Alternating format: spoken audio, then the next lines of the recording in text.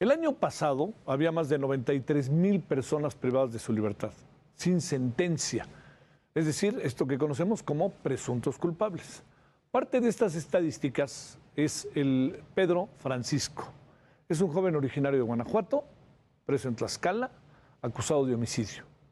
Sus familiares aseguran que se trata de un caso de homonimia, es decir, alguien que se llama exactamente igual, ¿no? Pues el día del asesinato, Pedro Francisco estaba, documentado está, a más de 400 kilómetros de distancia de donde se cometió el delito. Esta es la historia. Este 5 de mayo se cumplieron 243 días de la detención de Pedro Francisco, un joven guanajuatense de 25 años de edad. Se le acusa de homicidio y libra una orden de aprehensión en Tlaxcala.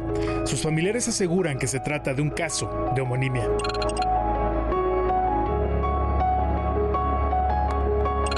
El 8 de noviembre de 2021, un hombre fue víctima de homicidio en Huamantla, Tlaxcala.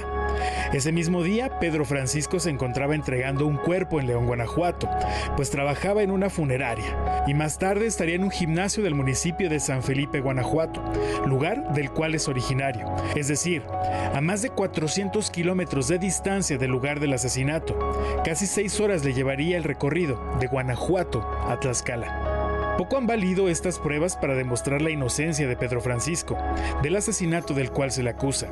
El año pasado, la jueza Nancy Moreno Vázquez desestimó todas las pruebas y libró una orden de aprehensión contra Pedro Francisco Rodríguez Vázquez, residente de San Felipe, Guanajuato y presunto asesino de un hombre en Tlaxcala. El día 6 de septiembre fue trasladado hasta Tlaxcala, donde a ella lo acusan de homicidio calificado. Ahí es donde le dicen por qué delito lo tienen aprendido, porque en San Felipe le manifestaban que lo querían por un accidente de tránsito. Para poderlo detener, utilizaron engaños. El joven fue detenido el 5 de septiembre de 2022, violentando todos sus derechos, y 8 meses después no hay avances en el caso, a pesar de las pruebas y los intentos de amparo, a pesar de los reclamos, las protestas y las quejas ante las comisiones de derechos humanos, tanto del Estado de Guanajuato como de la Comisión Nacional. Pedro Francisco y su familia no han logrado demostrar su inocencia. Lo que sí se ha logrado es que sus audiencias ya no sean públicas. El caso de Pedro Francisco no es el único en México.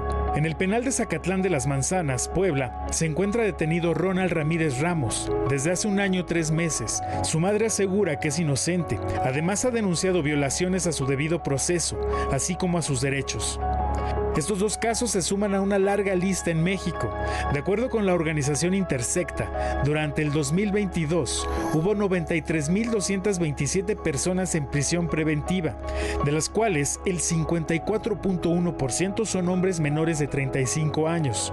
De acuerdo con la encuesta nacional de población privada de la libertad en POL 2021 del INEGI, las personas sin sentencia llevaban encarceladas un promedio de 3.3 años, pero el tiempo promedio varía según los distintos delitos. Queremos resultados y no solamente palabras. Señor, señora, no sean indiferentes. Se mete a la cárcel la gente inocente. Con información de Miguel Velázquez, Heraldo Televisión. Casos que uno logra documentar, ¿no? Casos que uno tiene la información y por eso uno la difunde. Le pregunto ahí, en medio de este viernes, ¿usted cuántas personas cree que haya como el caso de Francisco? ¿Cuántas cree en la cárcel? O que de repente son culpables de algún delito menor, pero no hay quien las defienda y se quedan en la cárcel. Por ejemplo, que se hayan robado un chivo, ¿no? O por ejemplo, que se hayan robado en el Oxxo un six-pack, ¿no? O sea, ¿podemos estar así?